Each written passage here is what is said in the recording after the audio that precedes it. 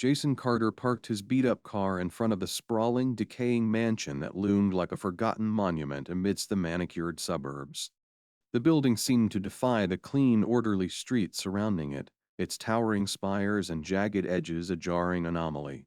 He stepped out of the car, clutching a single suitcase, the weight of uncertainty pressing heavier on him than his belongings. His grandfather's sudden death had left him this house, a cryptic letter, and a lifetime's worth of question. Jason wasn't particularly close to the man, but he was desperate for a fresh start. The front door creaked open with a groan, the sound reverberating through the cavernous foyer. The air inside was stale, heavy with a faint metallic tang, but something about the space felt alert. His fingers brushed the aged banister, polished to a shine despite the rest of the house being buried under layers of dust. A solitary envelope lay on a mahogany side table, addressed in bold handwriting to Jason Carter. He tore it open and read the single page, the words as perplexing as they were ominous. Jason, the house is now yours. Be mindful of its history, and never remove the necklace. Your life depends on it. Remember, what you see is only the beginning. The note ended without a signature, but Jason recognized the handwriting. His grandfather had written it, yet it felt like the words were meant for someone else, someone who understood their cryptic weight. Jason's gaze fell to the necklace mentioned in the letter, a strange piece of jewelry resting in the open drawer beneath the envelope. It was unlike anything he'd seen before, with intricate, alien-like carvings that pulsed faintly when touched. He looped it around his neck, the cool metal unnervingly warm against his skin. The sound of footsteps shattered the silence, sharp and purposeful. Jason spun around, his heart racing, only to freeze at the sight of a woman standing at the base of the grand staircase. She wasn't just any woman. Her skin shimmered like liquid metal, shifting between hues of blue and silver, and her eyes glowed faintly with an inner light. She stood impossibly still, as though gravity had little hold on her, her presence both magnetic and unnerving. Jason Carter, she said, her voice carrying a faint, melodic hum. I am Lyra. I've been waiting for you. Jason blinked, struggling to process what he was seeing. She was dressed in a sleek, black uniform that seemed almost too modern for her ethereal appearance, yet she wore it with the confidence of someone who belonged there. He glanced back at the door, half expecting to see a camera crew leap out and declare it an elaborate prank. "Oh, waiting for me," he managed to say, his voice cracking slightly. Lyra tilted her head, her expression impassive. "I serve as the caretaker of this property. My role is to assist you." Jason let out a nervous laugh. "Caretaker? You mean a maid?" He regretted the words the moment they left his mouth. Lyra's glowing eyes narrowed slightly, and a subtle tension filled the room. "Caretaker," she corrected, her tone cool.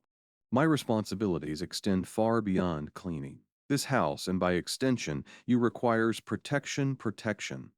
"From what?" Jason asked, attempting to mask his unease with sarcasm. "Termites, drafty windows." Lyra didn't answer. Instead, she moved closer, her steps eerily soundless. Jason's instinct screamed at him to back away, but he held his ground, refusing to show weakness. She stopped mere inches from him, her gaze fixed on the necklace resting against his chest. "You're wearing it," she murmured, her voice soft but weighted with something Jason couldn't identify. "Good. That will make things easier." "Easier for what?" Jason demanded, but Lyra turned abruptly, walking toward the kitchen without another word. Her silence was more unsettling than any answer she could have given. Jason followed reluctantly, his footsteps echoing in the grand hallway. The kitchen, unlike the rest of the house, was spotless and strangely modern, as though someone had been maintaining it despite the evident age of the building. Lyra moved with efficiency, setting a steaming cup of tea on the counter before him. "Drink this," she said. It wasn't a suggestion. Jason hesitated. "Do you always greet your new employers with cryptic notes and glowing eyes, or am I just lucky?" Lyra's expression didn't change, but there was a faint flicker in her glowing eyes, almost like amusement. "You are fortunate, Jason Carter, though you may not see it that way yet. There are rules to living here. You must follow them." Jason leaned against the counter, trying to appear nonchalant despite the rapid thudding of his heart. "Rules like what?" Lyra stepped closer, her metallic skin catching the light in a way that made her seem almost unreal. "Never remove the necklace. Never leave the property without informing me. And above all, never invite anything inside the house without knowing exactly what it is, Jason snorted. That's oddly specific. Her gaze sharpened, the faint glow in her eyes intensifying. This house is not what it seems. And neither are you. Before Jason could respond, the room dimmed, shadows lengthening unnaturally despite the mid-afternoon sun streaming through the windows. A low humming sound filled the air, and for a moment Jason felt as though the house itself was holding its breath. Lyra's posture stiffened, her glowing eyes darting toward the doorway. "They're here," she said, her voice barely above a whisper. Jason's stomach dropped. "Who's here?" Lyra turned to him, her calm demeanor replaced by something sharper, more urgent. "Stay behind me." Before he could protest, the lights flickered and the air grew colder. Jason's instinct screamed at him to run, but something about Lyra's presence anchored him in place.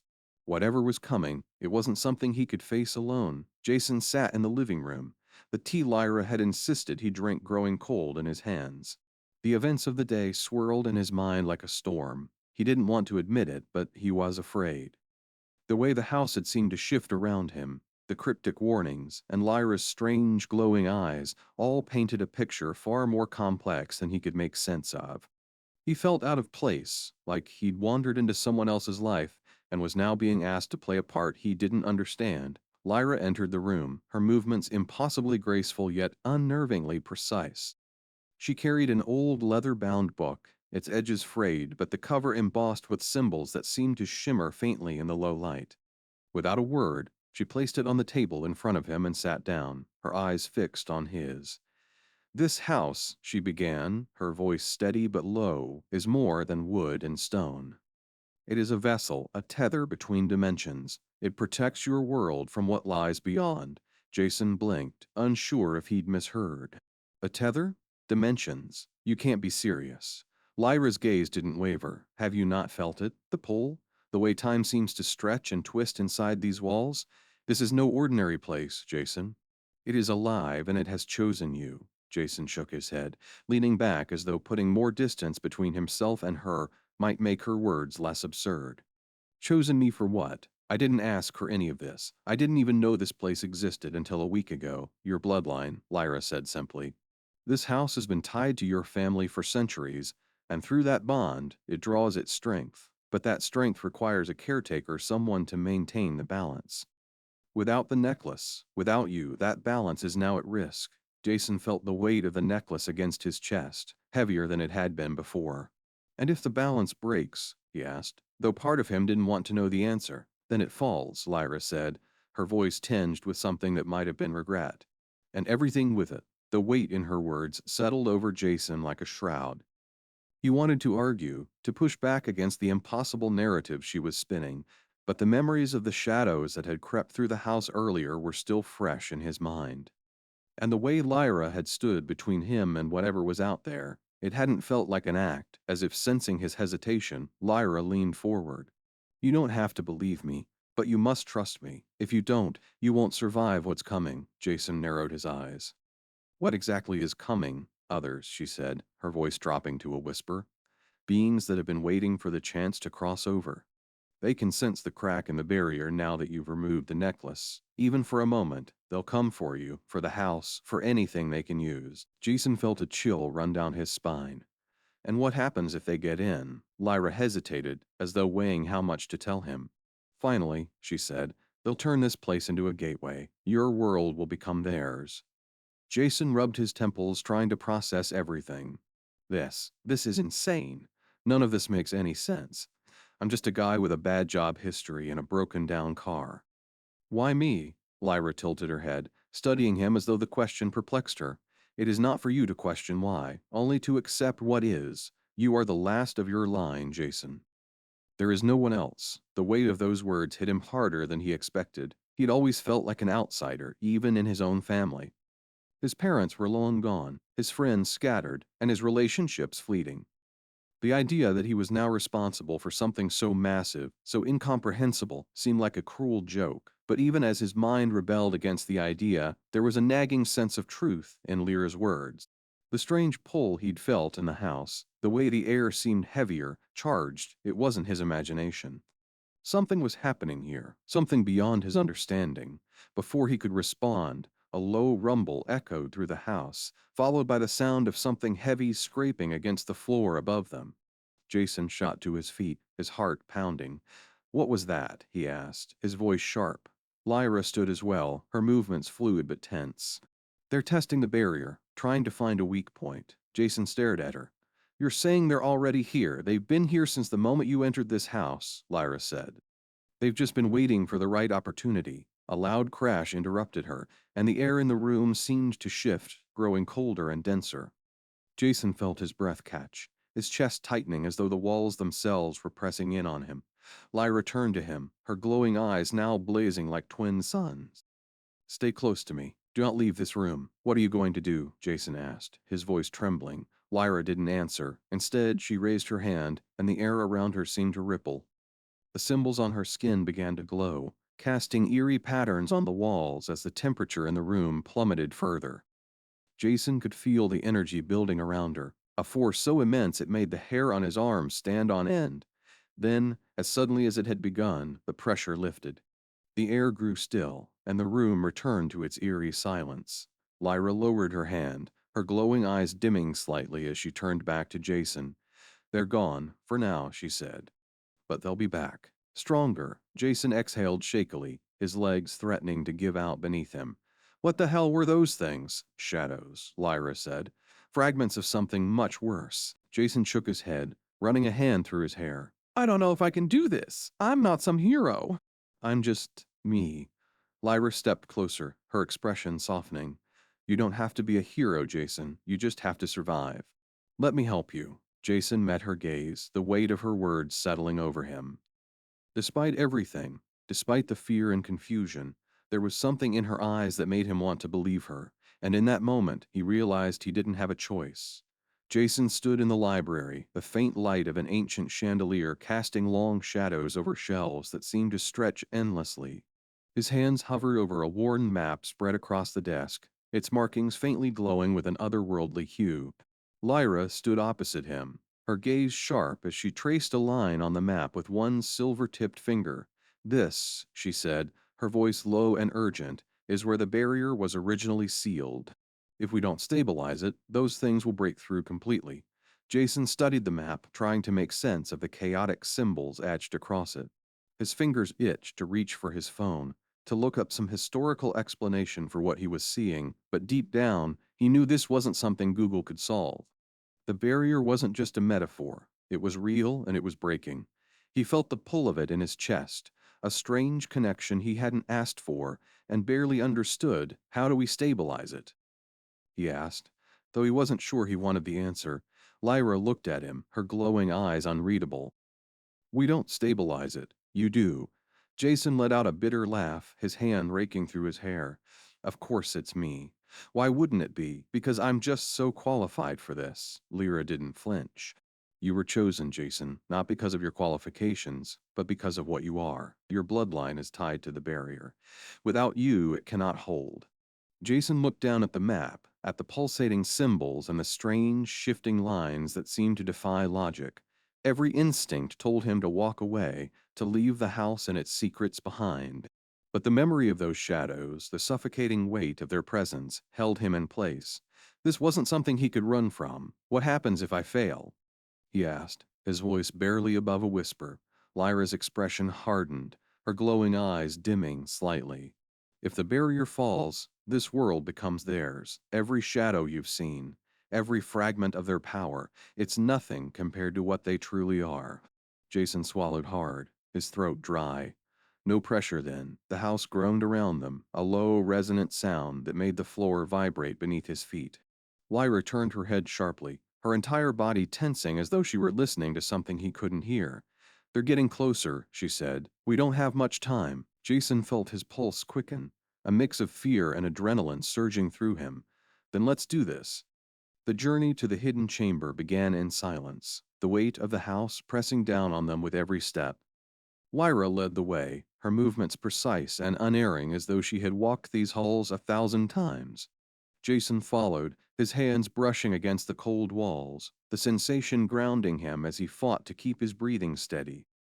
The air grew colder, the deeper they went, each step pulling them further from the familiar and closer to something ancient and unknown. At last, they reached a door carved with intricate symbols that pulsed faintly, the same symbols Jason had seen on the map.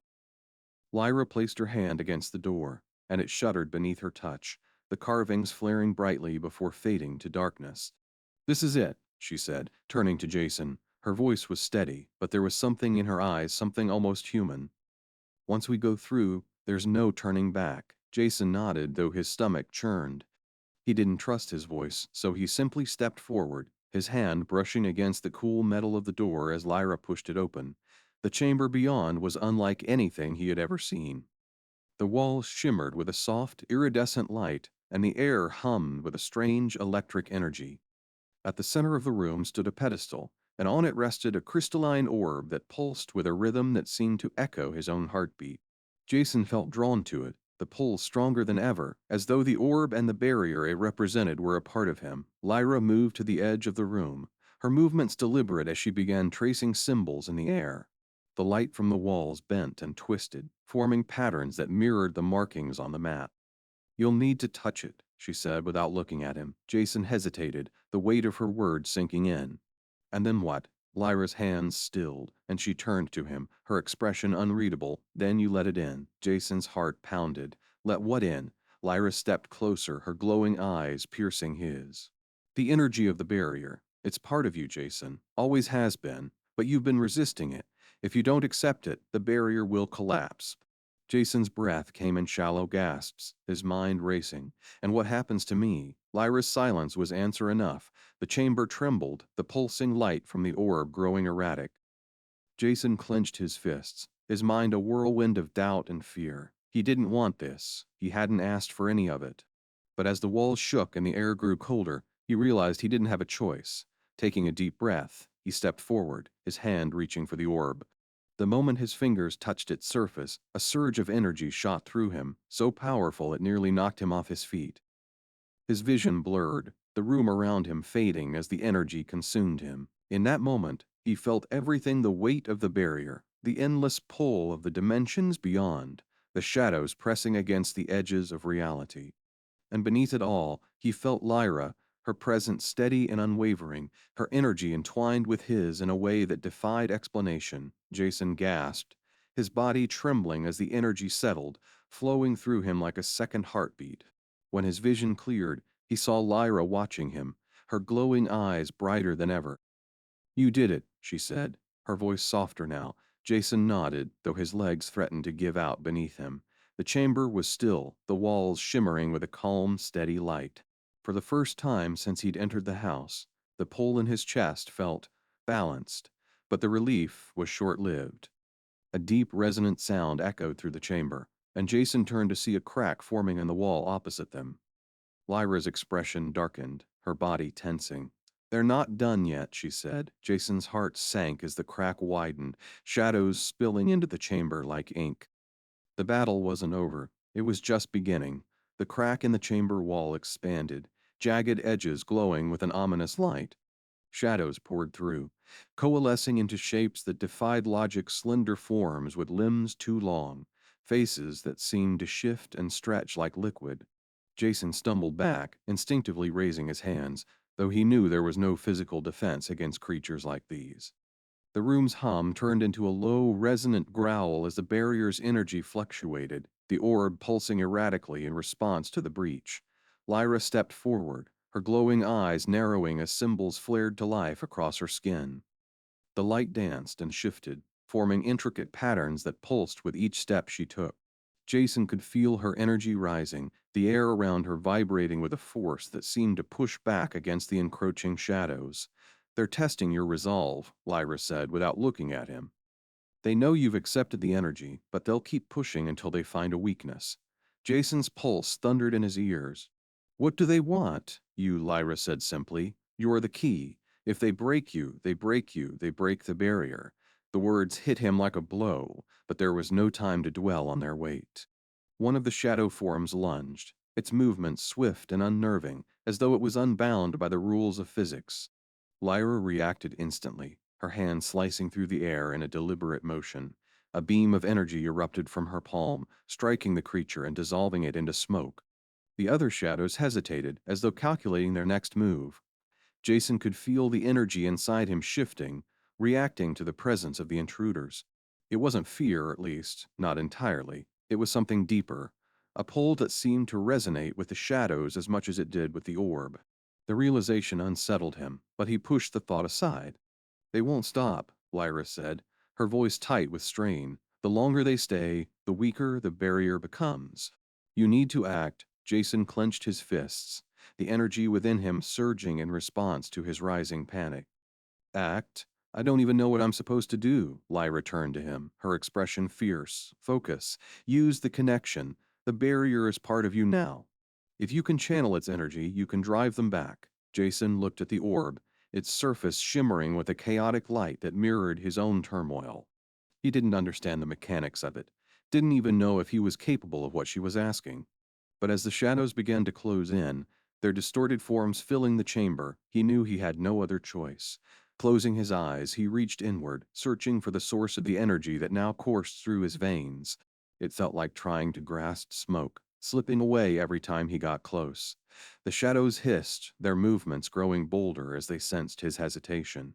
Lyra stepped in front of him, her energy flaring brighter as she fought to hold them at bay. You have to let go, she said, her voice breaking through the chaos.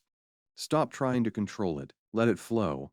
Jason took a deep breath, the tension in his body easing as he released his grip on the fear that had been holding him back. The energy responded instantly, flooding through him with a warmth that was both exhilarating and terrifying. He opened his eyes and the chamber seemed to shift, the color sharper, the air alive with movement. The orb pulsed in rhythm with his heartbeat, and Jason felt the connection solidify. He raised his hand, and the energy flowed outward, forming a barrier of light that pushed the shadows back. The creatures recoiled, their forms flickering as though caught in a high wind.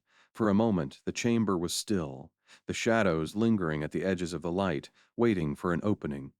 Jason could feel their frustration, their hunger, but he could also feel their fear. They were testing him, but they weren't invincible.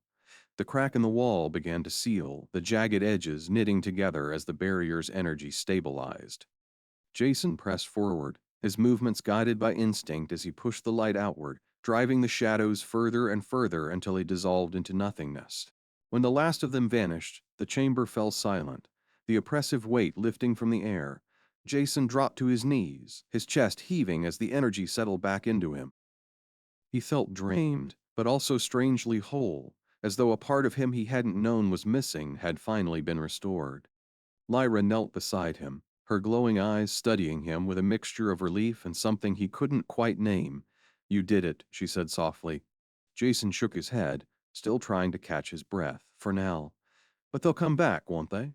Lyra nodded, her expression grave. They will. The barrier is stronger now, but it's not invincible. You'll need to maintain it, to grow stronger with it. This isn't the end, Jason. It's just the beginning. The weight of her words settled over him, but this time it didn't feel like a burden. It felt like purpose. He met her gaze, the connection between them stronger than ever, and nodded. Then we'll be ready, he said. Outside the chamber, the house seemed to exhale, its walls settling back into place as the energy within it stabilized. The shadows were gone, but their presence lingered, a reminder of what lay beyond the barrier. Jason knew the fight wasn't over, but for the first time he felt like he had a chance. As he and Lyra made their way back to the surface, the house seemed lighter, the oppressive weight that had filled it before now replaced by a sense of calm. Jason glanced at Lyra, her movements steady and sure, and felt a surge of gratitude. He wasn't alone in this. Whatever came next, they would face it together. When they reached the foyer, Jason paused, his hand brushing against the worn banister. The necklace around his neck pulsed faintly, a reminder of the connection he now shared with the barrier and with Lyra. This isn't what I expected when I came here, he said, his voice tinged with a wry humor. Rhea turned to him, a rare smile softening her features. It rarely is, Jason chuckled, the sound light in the stillness of the house. For the first time in what felt like forever, he felt at home.